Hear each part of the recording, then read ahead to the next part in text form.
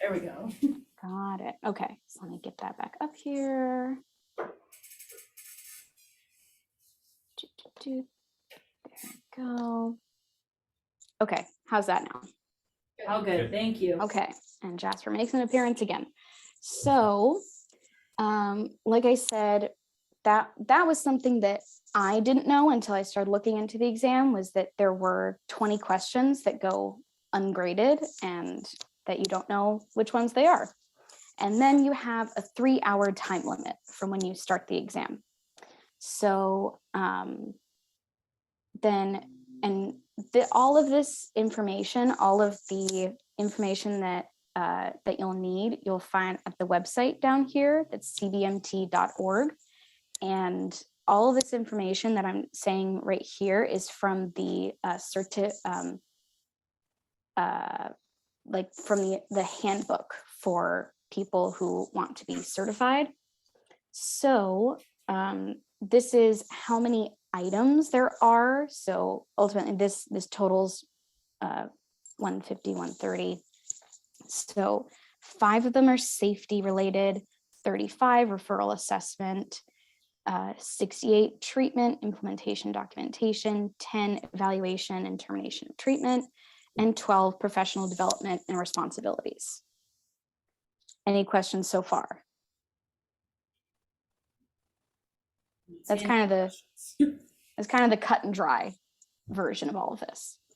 So this is all the basic information, but something to explain that kind of gap between my internship and passing the exam.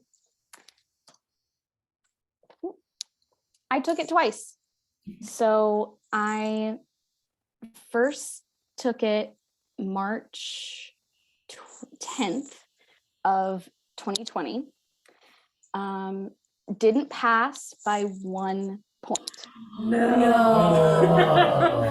Yeah, you needed at that year, you needed 91 to pass. I got a 90. No. So I sat in my car and I cried and I called my mom, and I was absolutely just shattered. Also because I, being the anxious being that I am, had completely driven this up to, this is the worst thing that could possibly happen to me, right? Is to not pass this exam. So what happened, right? So this meme is exactly how I felt. What if this happens? But it won't. But what if it does? You have a point, right? That was what the fight I was having in my brain leading up to this exam. So in my internship, I was really just going through my internship. I didn't really start looking at exam materials or really preparing myself during that time. And really all I got was kind of within the last month or so.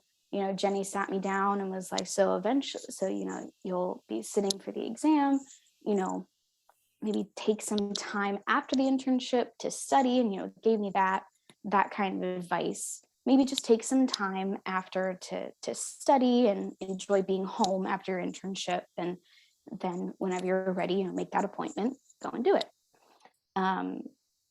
And so it was from December to March, and I probably started like really studying about a month before.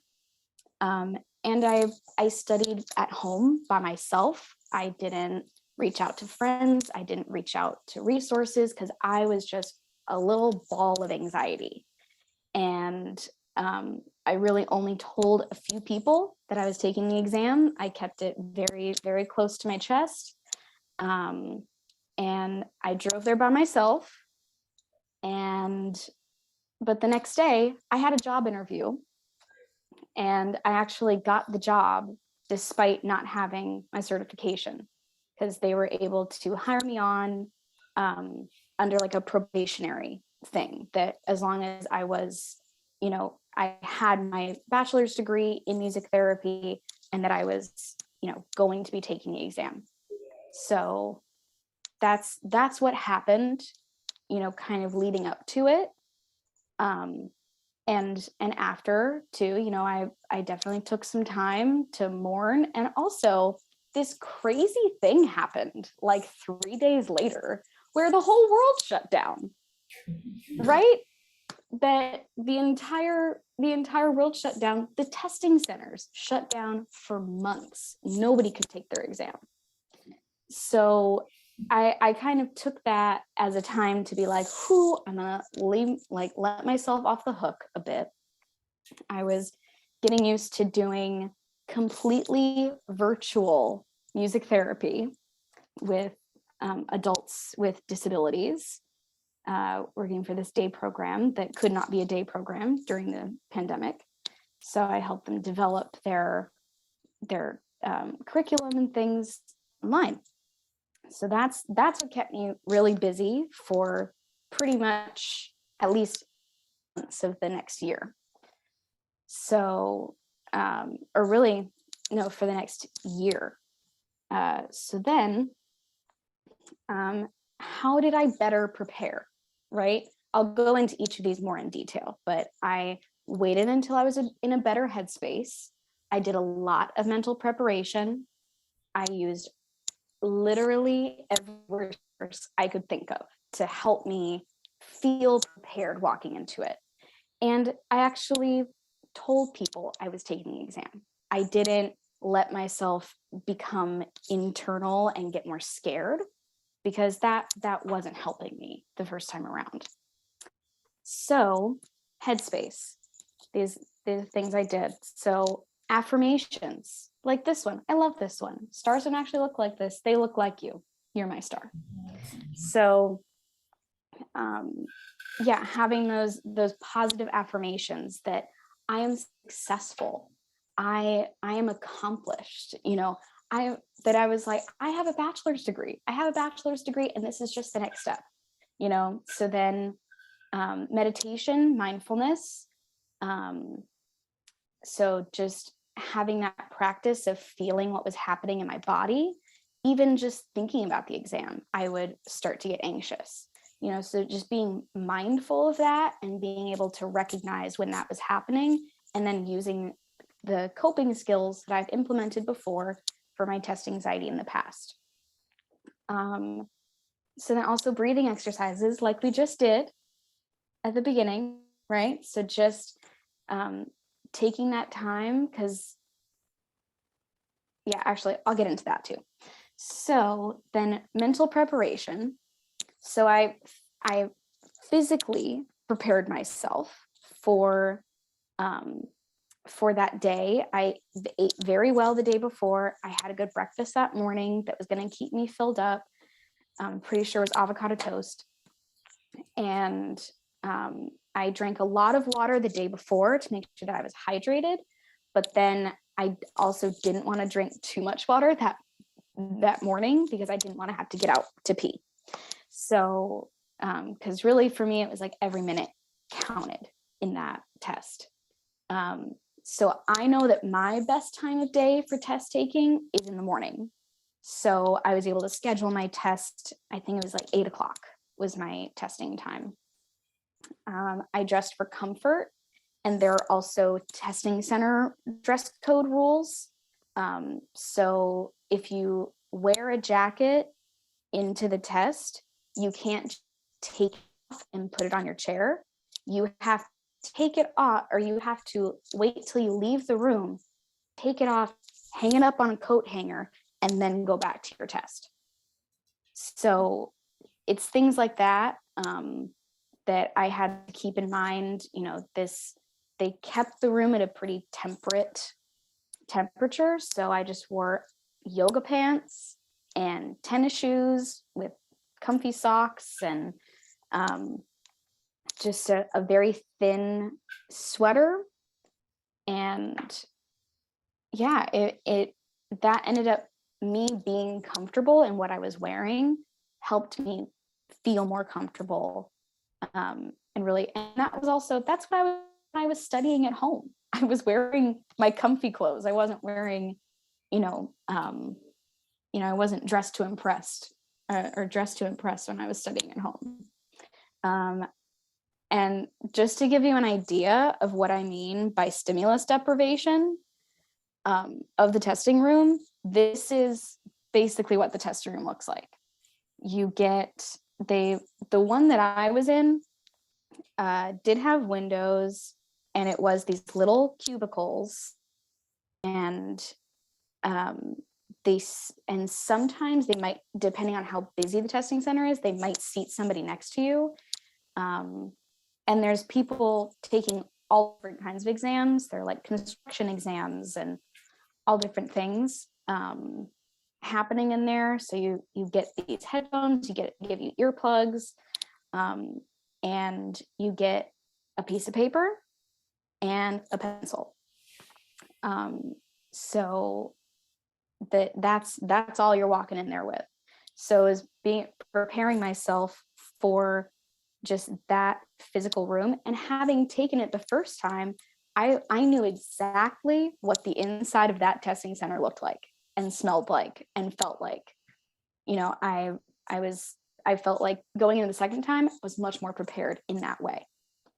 And then I memorized my cheat sheet. So that piece of paper that they give you, you can walk in there, and the first thing that you do is you just go ahead and you write down everything that you might need. Circle of fifths, draw a keyboard, write Piaget's development or stages of development, you know,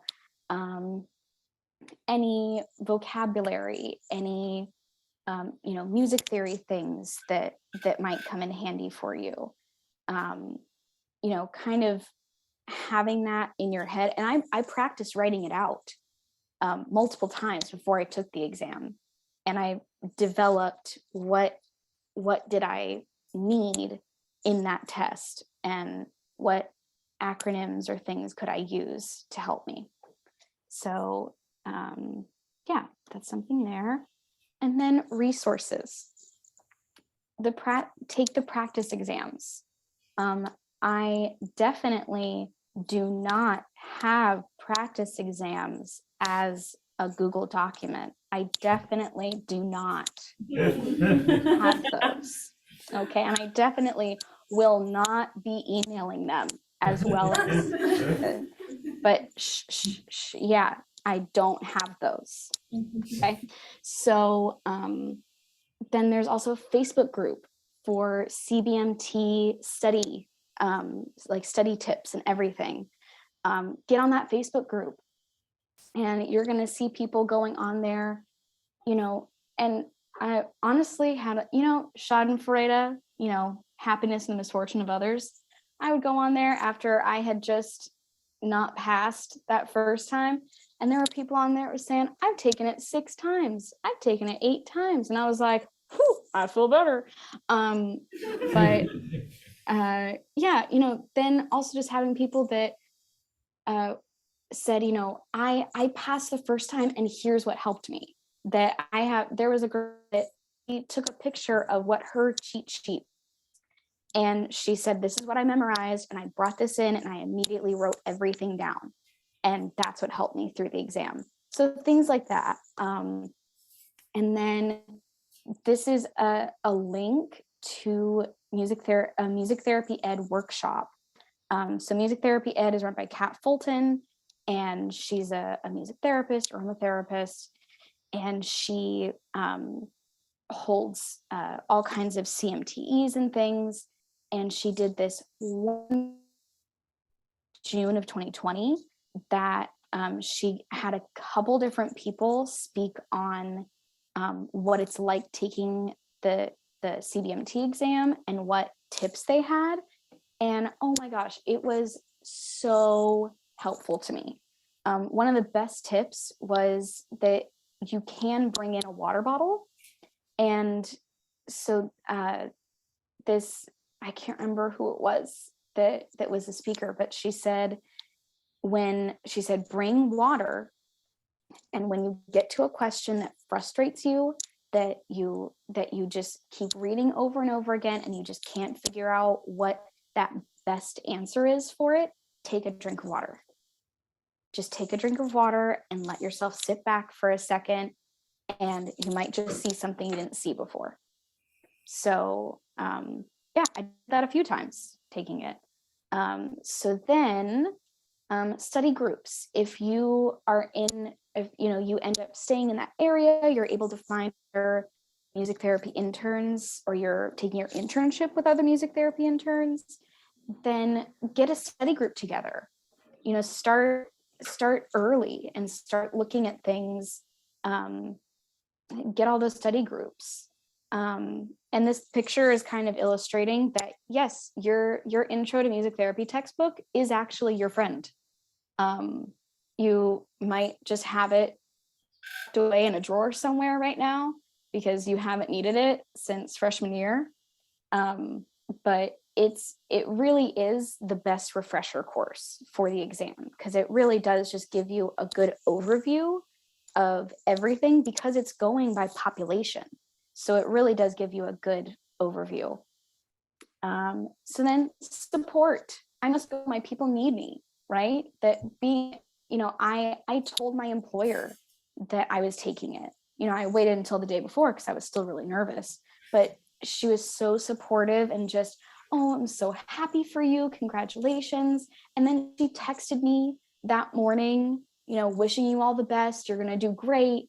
And I told more of my friends, they were texting me and letting me know that they were thinking about me and that they wished me all the best.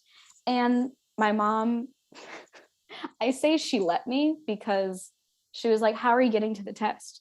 And I was like, I'm gonna drive there. Like, what are you talking about? She goes, I'm gonna drive you. It wasn't, can I drive you? It was, I'm gonna drive you. And I was like, hey, Mom, I'm not gonna fight it.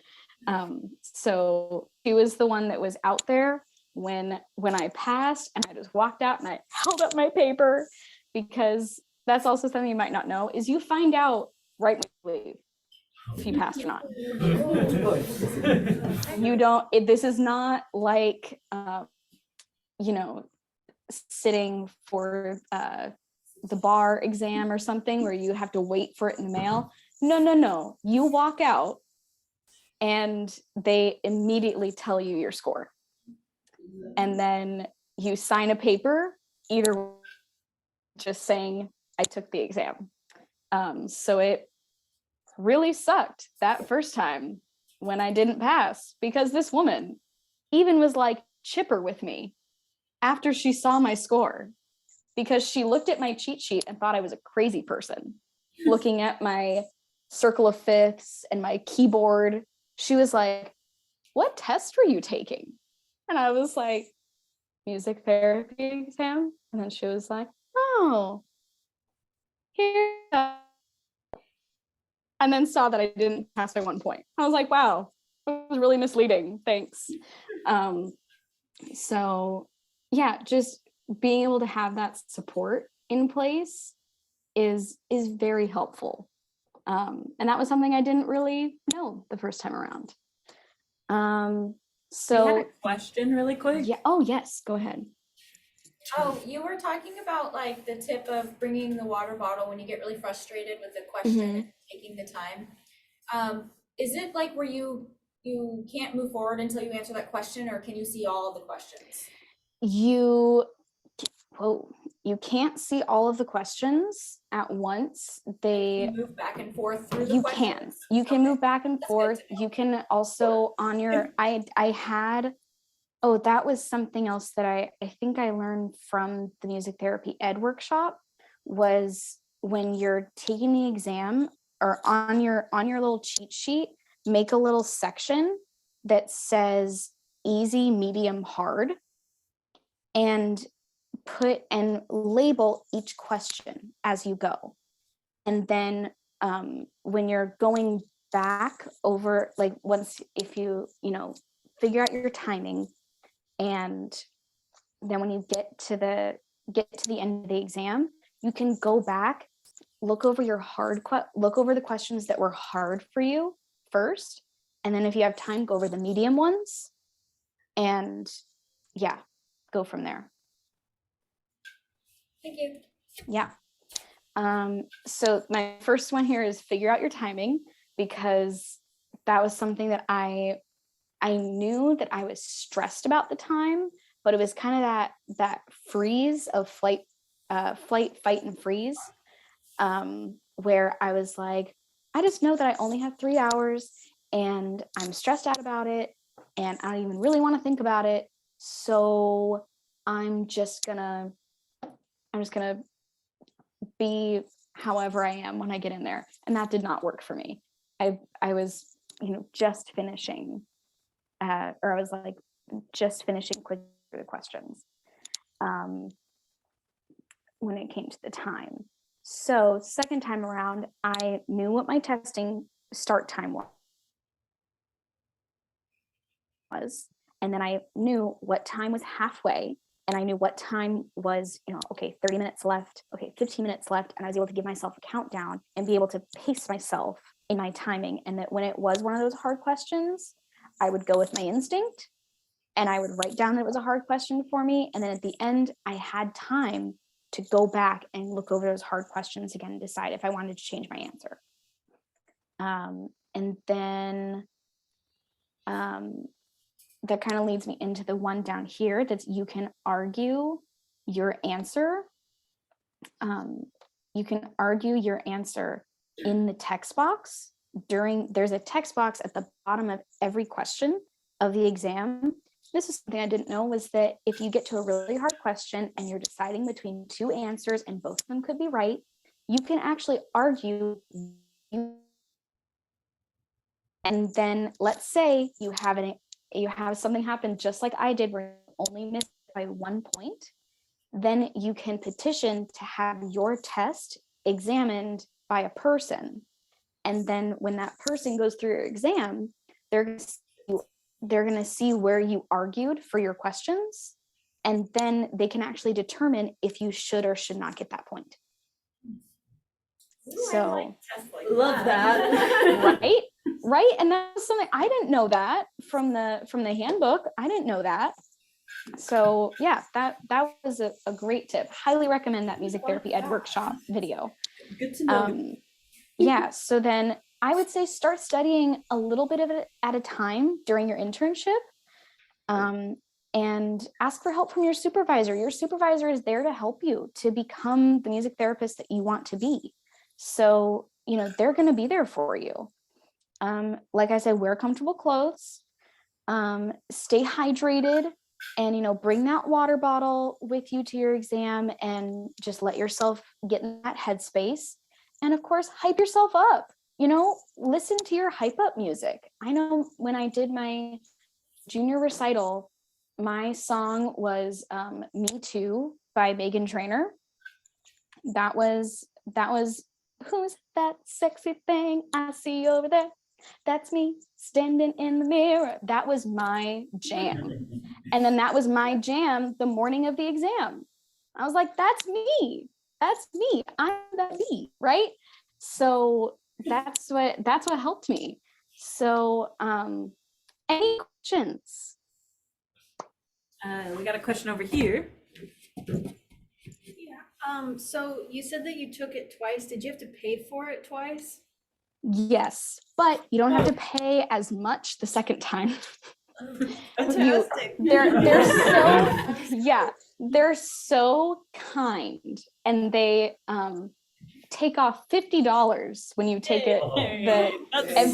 Every other time they take off $50, because $50 is for them the processing fee. It's a processing fee that they, Yes. so it's 200 whatever, but yeah. Is it all multiple choice? It's all multiple choice, and it's all critical thinking, or there's a mix of critical thinking where it's a huge, like you would have on math tests, word problem kind of a thing. And then with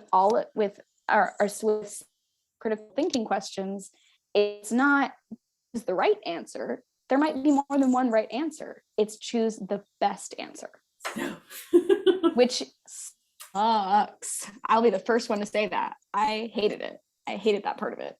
So, yes. I'm here to be honest. I'm here to be real. So Appreciate that. yeah. All right, Maggie has Yes. a question. So I know you said you studied with the handbook and with practice tests. Were there any other materials that you used to study? I would say I used kind of bits of I think it's the music therapist workbook that's like that pink and purple cover that I think you use for which class was that? I don't know, but I remember I took it with Dr. Belgrave. But yeah, that it has more of those like kind of the guidelines of assessment and treatment and things like that. That yeah, I would say there are going to be bits, especially when you look at the domains from the test, that you'll be able to look back at your music therapy textbooks that you collected throughout your classes, and you'll be to then see like assessment and treatment is one of the, then this is going to be a good resource for me to use. Does that answer your question? Yeah, that's great. Thank you. Cool. Do you have any more questions? I do. Yes. So are the questions, or is the test like labeled like with which domains, or like are they all mixed? It's not. They're all mixed. They're all mixed. Yeah. You just that's just something that they kind of give you as like the closest thing you're going to get from CBMT to a study guide. Yeah. Thank you. Mm-hmm. Any questions? Got some questions in the back. What is your source of timing during the exam? Are you allowed to bring a watch, or is there a clock in the room? There's a clock in the room. Yeah, there's a clock on the wall. And there's actually on the computer. You have it's because it's all on a computer that you're doing the whole test. So you'll also have the clock that's on the actual screen. Yeah. Thank you. Mm-hmm. Any other pressing questions? I don't see any more questions. How scarred do we all feel? Not so much scarred as this is really helpful. No one Good. talks about it. Good. Yeah. And that's the one time that somebody had talked about it too. She had said that she didn't pass the first time either. And I was like, wow, I would rather hear from somebody who had to take it more than once rather than somebody who took it once and was like, it was easy. Because that was Jenny Rodriguez took it once. And so when it came to, asking like, what helped you study? And she was like, I just looked through the textbooks and I just did. And I was like, oh, so you don't get anxious for tests. Okay, cool. Great. So then it was figuring it out on my own of like, okay, what do I need to do to prepare myself? So, sorry, my Google is going crazy. Anything else? I don't think so. I'm not seeing any questions. Okay. So then just as a professional, when you work in hospice, you're driving a lot. I'm now just over like 90,000 miles on my car. I got it in 2016 and use it for many road trips back and forth from home to Arizona. And now it's getting lots more mileage on the road for hospice. So, I would say if hospice is something that you're trending toward, then look into getting a car that will be reliable for you, and keep up maintenance too. I love working for hospice. I'm so glad that I was able to get a job pretty quickly after I took my certification exam, because I passed it March 27th of 21, and then I started working for my now employer in late June, early July of that year. So that was really great. My position is also as bereavement coordinator, so that is something that could happen if you work for hospice as well. Something that people don't tell you about is that there's an annual fee of $80 just to keep your MTBC credentials. It just really said, be poor for the rest of your And life. then, yeah, exactly. We're just supposed to, yeah. And these were the things that I was like, I have to pay $80 every year. What are you talking about? And so, and it's always like October is when it comes around. So it's like just before the holidays. I'm like, what kind of timing is that? So just, prepare yourself, put a few bucks aside, just to be for your annual exam. Yeah, any thoughts about that? And don't we have to do like the certification's good for 5 years, right? And we have Yes. to take like continuing education credits, Mm-hmm. and those cost money too, some of them. Yes, and those also cost money. So I would say go ahead and be part of whatever your state is, your state or your regional music therapy organization. So for California, it's CAMPT. For Arizona, it's AZMT. It's different per state. But if you're part of that organization, then you usually get discounts for the CMTEs. And also then, you sit on a few CMTEs and you like the organization, you can also be on the board. You can also run to be on the board, and being on the board of one of those organizations, whether it be like RAMTA, or for me to be CAMPT, I was the social media coordinator for CAMPT for 2 years, and so it was like only like 6 months of that I was certified, but yeah, so you get some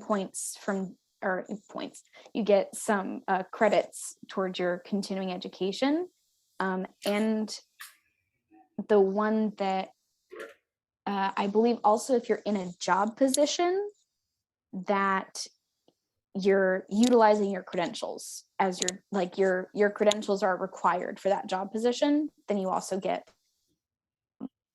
CMTE credits for that as well. Yeah. And then sometimes you can feel isolated. I mean, I'm the only music therapist that works for my company. I work with a bunch of social workers and nurses. So I can feel a little isolated at times, but that's actually how I met one of my now very good friends. She is also a hospice music therapist, works for a different company. We walked into the same room because each of our patients were roommates. And so I walked in, and it's very odd to see a music therapist in the wild. And so walked in, I was there with my patient, and she walked in, had a guitar on her back, holding a stool in her hand. And I was like, are you a music therapist? She was like, yeah. Are you a music therapist? Yeah. And then it all just started going from there. We met like a year ago, and now we're really good friends. So, I would say, make new connections, but also make sure you're maintaining those old connections with your peers, because this time that you're spending in school sounds so cliche, but like it's never gonna be like that again. So and there we go. This cat kind of looks like Jasper, so that's why I picked it. And so you can feel free to contact me anytime. This is my music therapy, and that's my real life cell phone number. So If it's the day before your exam and you're freaking out, you just need a pep talk, I'm here. If you're like, I don't even know where to begin with just general studying, give me a call and we'll talk through it. I'm all about helping, and I'm a pretty good teacher. I was raised by one, and my sister became a teacher as well, so I'm here to help. Yay! Thank you so much. Oh, you're so welcome. All right, any last minute questions before we're all done about anything? It could be about working in hospice, it could be about anything we talked about in the presentation, it could just be about Life, her and her life. Diego, do you have a question? Are you looking for an intern? Diego asked, are you looking for an intern? Oh, yeah, I haven't been approved for or I haven't started an application process or anything for an intern, but my boss did actually just ask me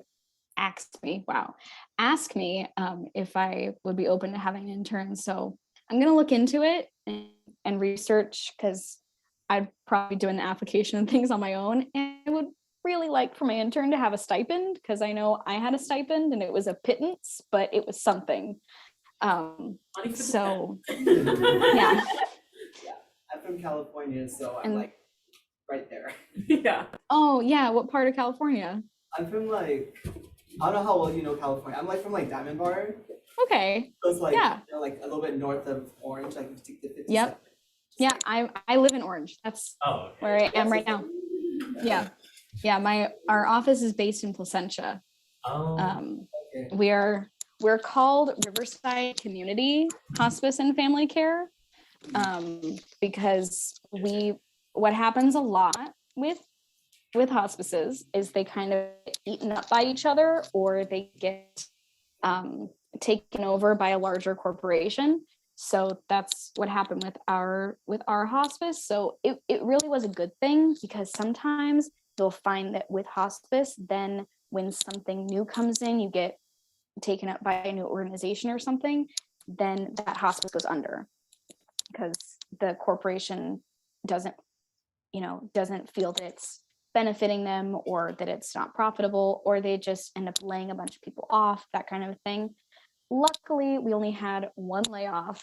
It hurt really bad because he was one of our chaplains and he was amazing. Yeah, we only had one, and our census is a little low right now, but we're definitely making our way up. And yeah, so yeah, it'd definitely be something for me to look into now. And this is very inspiring to be here with all of you. And it's also kind of funny that you said that this is a small group, because when I was doing MTSO, small for us was like literally we had like 4 people in the room, and it was like to the speaker, like, I am so sorry. We had no one. So yeah, I love that this is small for you guys. That's great. Yes, we love that this is small. Mhm. Any other questions about life in general?